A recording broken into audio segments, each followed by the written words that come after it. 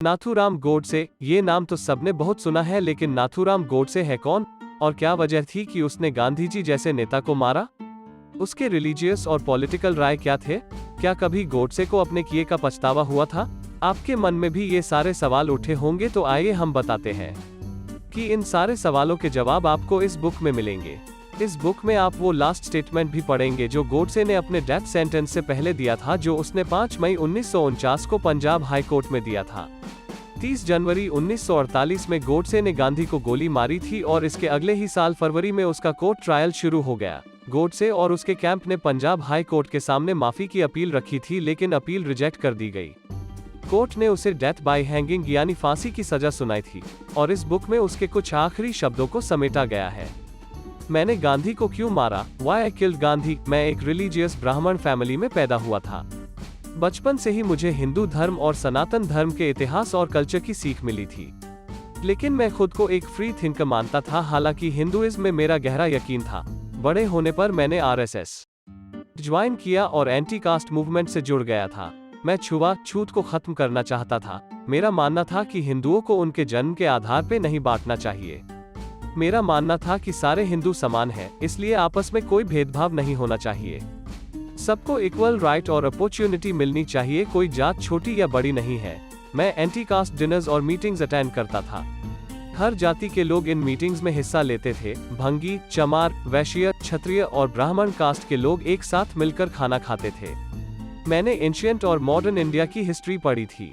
मैंने गोखले, तिलक, रावण, चाणक्य और विवेकानंद जैसे कई महान लोगों की किताबें भी पढ़ी है और मैंने अमेरिका, फ्रांस और इंग्लैंड का क्लासिक लिटरेचर भी स्टडी किया है।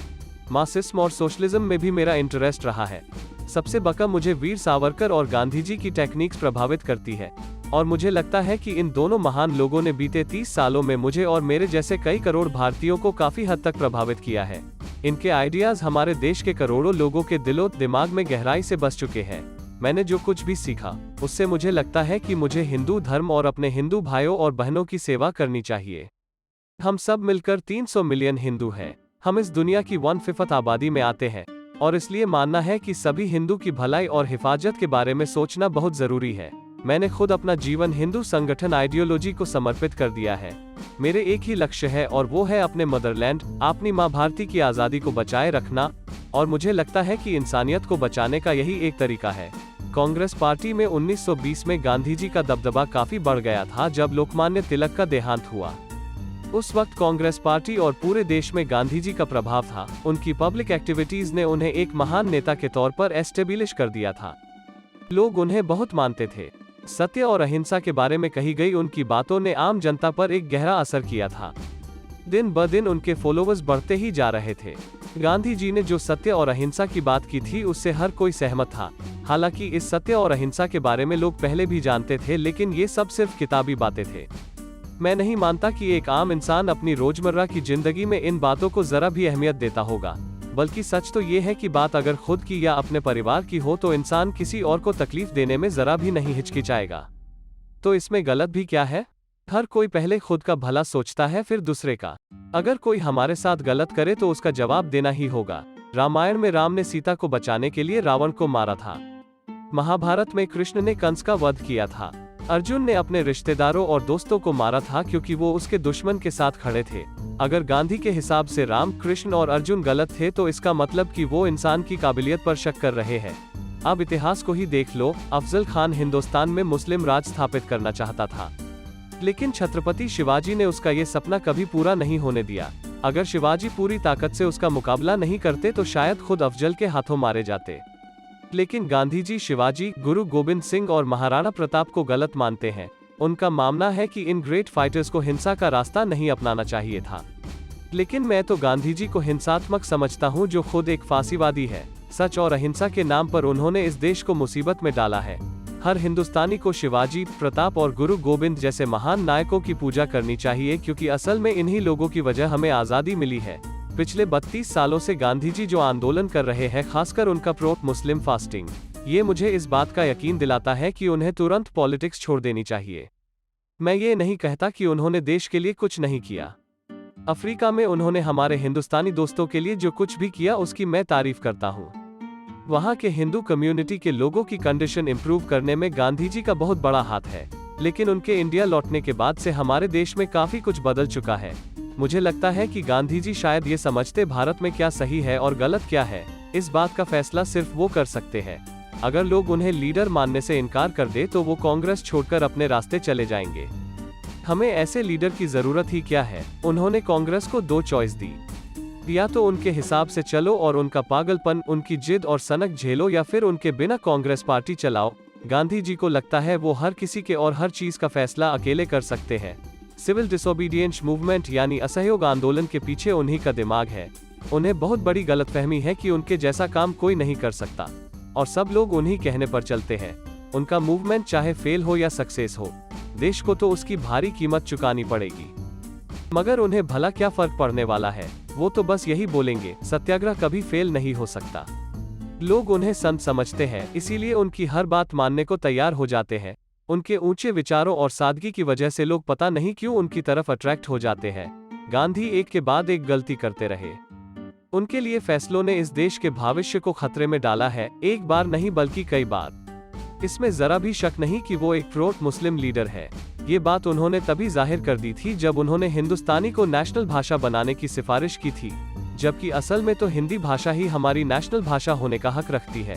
शुरुआत में गांधी ने भी हिंदी को सपोर्ट किया था, लेकिन जब उन्हें लगा कि मुस्लिम्स इस बात बुरा मान सकते हैं तो वो खुद को हिंदुस्तानी भाषा का चैंपियन बताने लगे। और ये बात तो हर इंडियन जानता है कि असल में ऐसी कोई भाषा है ही नहीं। ना तो हिंदुस्तानी की कोई वोकेबुलरी है और ना कोई ग्रामर। ये सिर्फ बोली जाती है, लिखी नहीं जाती। ये बेहुदा सी बोली है जिसमें हिंदी और उर्दू मिक्स है। खुद को मुसलमानों का सगा दिखाने के लिए गांधी ने हिंदुस्तानी को प्रमोट किया और उनके चाहने वाले चमचों ने भी। अगस्त 1946 की शुरुआत से ही मुस्लिम लीग और इसकी प्राइवेट आर्मीज ने कई सारे हिंदुओं को मारा। उस टाइम के वाइसरॉय लॉर्ड वावल मजबूर हो गए थे। रेप, मर्डर और लूटमार की वारदातों को रोकने के लिए वो अपनी पावर और गवर्नमेंट ऑफ इंडिया एक्ट 1935 का यूज नहीं कर पा रहे थे। बंगाल से लेकर कराची तक हिंदुओं का खून बहाया जा रहा था। उन्हें बेरहमी से कत्ले आम किया जा रहा था। औरतों के साथ बलात्कार हो रहे थे। मुस्लिम लीग ने उस वक्त की इंटरिम गवर्नमेंट की धज्जियां उड़ा दी थी। लेकिन मुस्लिम्स ने जिस तरह से हिंदुओं के साथ गद्दारी और दोगलापन किया था, उतना ही गांधी ने उन्हें सपोर्ट किया। लॉर्ड वावल को रिजाइन करना पड़ा क्योंकि अब सिचुएशन उनके कंट्रोल से बाहर हो चली थी। उसकी जगह लॉर्ड माउंटबेटन आया। मतलब कि नागनाथ गए तो सांपनाथ आए। इंडियन कांग्रेस के गले में फंदा था। मरते क्या ना करते, कांग्रेस ने चुपचाप जिन्ना के सामने घुटने टेक दिए और पाकिस्तान को मंजूरी दे दी। ये वही कांग्रेसी थे जो हमेशा नेशनलिज्म और सोशलिज्म की बातें करते थे। ये देश की बदकिस्मती ही कही जाएगी कि देश 2 टुकड़ों में बंट गया था। 15 अगस्त 1947 के दिन इंडिया का 1/3 हिस्सा हमेशा के लिए दूर हो गया था। कांग्रेस ने लॉर्ड माउंटबेटन की तारीफों के पुल बांध दिए और कहा, हिंदुस्तान के इतिहास में लॉर्ड माउंटबेटन जैसा महान गवर्नर जनरल और वाइसरॉय आज तक नहीं हुआ। लेकिन जो कुछ भी हुआ उसका खामियाजा तो आखिर देश को बंटवारे करके चुकाना पड़ा। 30 सालों की तानाशाही के बाद गांधी ने आखिरकार ये हासिल किया कि उन्होंने पाकिस्तान बनने दिया और कांग्रेस इसे पावर और फ्रीडम का पीसफुल ट्रांसफर बोलती है।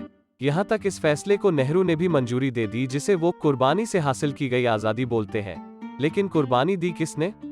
गांधी ने। उस आदमी ने जिसे हम पूछते हैं, भगवान मानते हैं, उसी ने भारत के टुकड़े किए।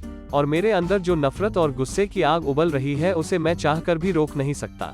गांधी ने आमरण अनशन किया क्योंकि उसकी डिमांड थी कि हिंदू रिफ्यूजी दिल्ली के मस्जिदों को छोड़ दे। लेकिन जब पाकिस्तान में हिंदुओं पर अटैक हुआ तो गांधी ने एक शब्द नहीं बोला। तब क्यों उन्होंने पाकिस्तानी गवर्नमेंट का प्रोटेस्ट नहीं किया? क्यों उन्होंने गुनाहगारों को सजा देने की मांग नहीं की? क्योंकि वो मुस्लिम्स थे? क्योंकि गांधी को अच्छे से मालूम है कि मुसलमानों को कोई फर्क नहीं पड़ने वाला, चाहे वो भूख हड़ताल से अपनी जान ही क्यों ना दे दे।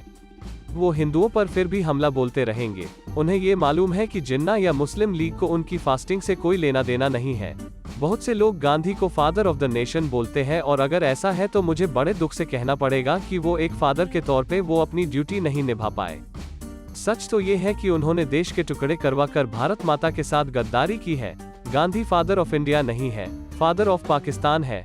गांधी की स्पिरिचुअल पावर, उनकी इनर वॉइस, उनका अहिंसा के सिद्धांत सब जिन्ना के पैरों तले कुचले गए। मैं जानता हूँ बहुत से लोग ये सब पढ़ने के बाद मुझसे नफरत करेंगे। मैं ये भी जानता हूँ कि मेरी लाइफ बर्बाद हो जाएगी।